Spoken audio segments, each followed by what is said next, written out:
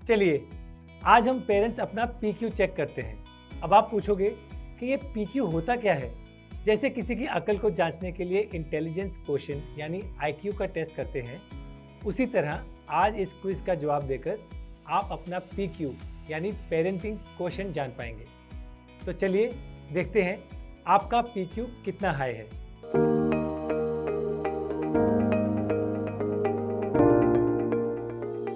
नमस्ते, मैं हूं सुमित, आप ही की तरह एक पेरेंट और भारत के सबसे बड़े स्कूल नेटवर्क लीड का को-फाउंडर। क्वेश्चंस पर जाने से पहले मैं एक बात क्लियर कर देना चाहता हूं। पेरेंटिंग एक सफ़र है और इस सफ़र में कई अलग अलग पड़ाव आते हैं। कुछ चैलेंजेस को आप सही तरीके से हैंडल कर पाएंगे और कुछ पड़ावों पर आप लड़खड़ाएंगे, और ये कोई बुरी बात नहीं है। आज के क्विज का गोल आपको अपनी गलतियां गिनाने का नहीं है, बल्कि उन्हें जानकर उनमें बदलाव लाने का है। हर सवाल के साथ आपको 3 ऑप्शंस मिलेंगे और सवाल के बाद मैं आपको सही जवाब भी बताऊंगा। आपके कितने सवाल सही हुए ये नोट करते रहिए। तो चलिए शुरू करते हैं ये क्विज। पहला सवाल, जब आपके बच्चों में सिबलिंग राइवलरी यानी भाई बहनों में मनमुटाव बढ़ने लगे तो आपको क्या करना चाहिए? पहला ऑप्शन, उन्हें अपने आप में ये प्रॉब्लम हैंडल करने दें। आगे चल के भी तो उन्हें ये खुद ही सॉल्व करना होगा। दूसरा ऑप्शन, हर बच्चे के साथ अलग से बात करें और ये जानने की कोशिश करें कि इस झगड़े का मूल कारण क्या है। या फिर तीसरा ऑप्शन, कौन सही है ये जानने की कोशिश करें और जो गलत है उस बच्चे को डांटें और उसे दूसरे बच्चे की तरह बनने को कहें। अब बच्चे अगर ये खुद सॉल्व कर पाते तो शायद ये बात आप तक पहुंचती ही नहीं, इसलिए ऑप्शन 1 तो सही जवाब नहीं हो सकता। अगर हम बच्चों की तुलना एक दूसरे से करने लगे तो बच्चे डिफेंसिव हो जाएंगे और आपकी बात समझ ही नहीं पाएंगे। तो सही जवाब है ऑप्शन 2, जिसके चलते आप हर बच्चे के पक्ष को समझकर उसे दूसरे बच्चे के पक्ष को समझने में मदद करेंगे। इसे मैंने विस्तार से अपने एक वीडियो में डिस्कस किया है, जिसका लिंक मैंने डिस्क्रिप्शन में डाल दिया है, उसे ज़रूर देखें। चलते हैं दूसरे सवाल पर। पैसों के बारे में अपने बच्चों से बात करने की सही उम्र क्या होती है?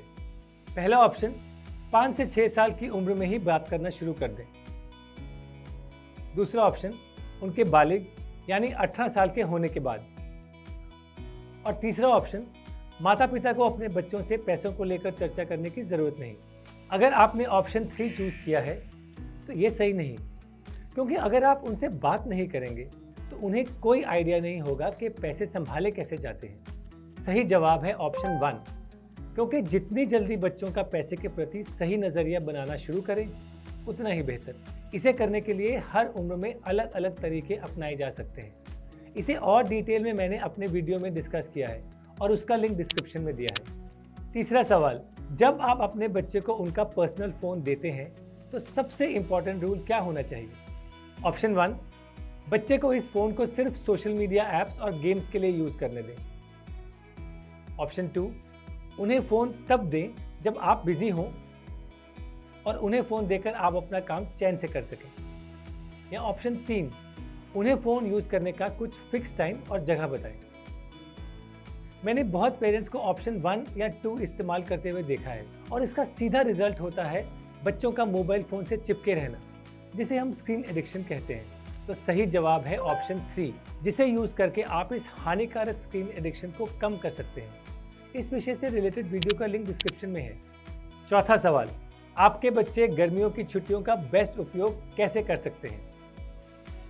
ऑप्शन 1, छुट्टियां हैं तो उन्हें आराम करने दें और पढ़ाई से ब्रेक लेने दें। ऑप्शन 2, कोई नई हॉबी या स्पोर्ट में उन्हें एनरोल करें। इसके साथ आने वाली कक्षा के टॉपिक्स की तैयारी करें। या फिर ऑप्शन 3, बच्चों को स्केड्यूल से छुटकारा दें और बिना फिक्र उन्हें अपना समय दोस्तों के साथ स्पेंड करने दें।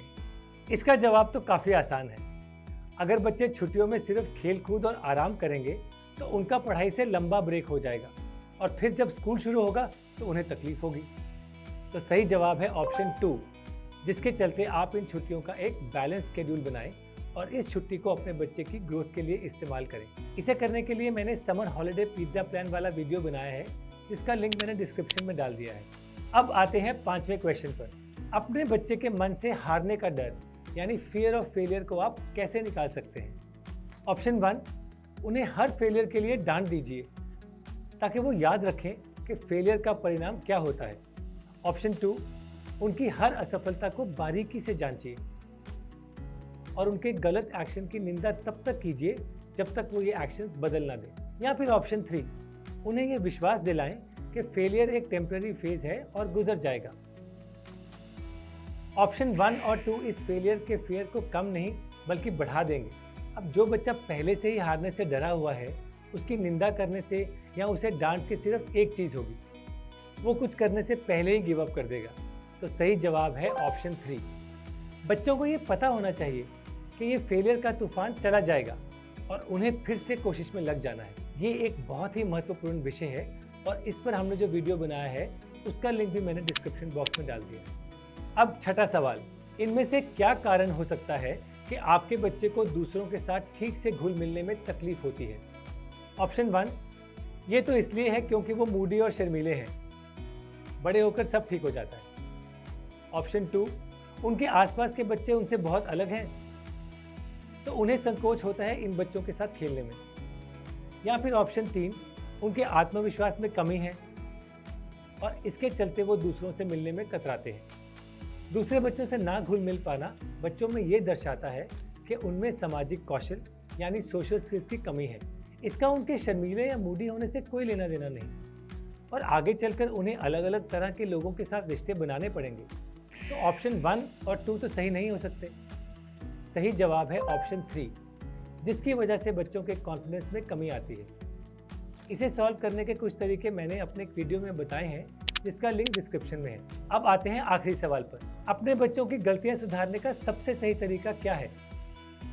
ऑप्शन 1, गलतियों को उनके व्यक्तित्व का हिस्सा ना बनाकर इन गलतियों से मिली सीख पर फोकस करें।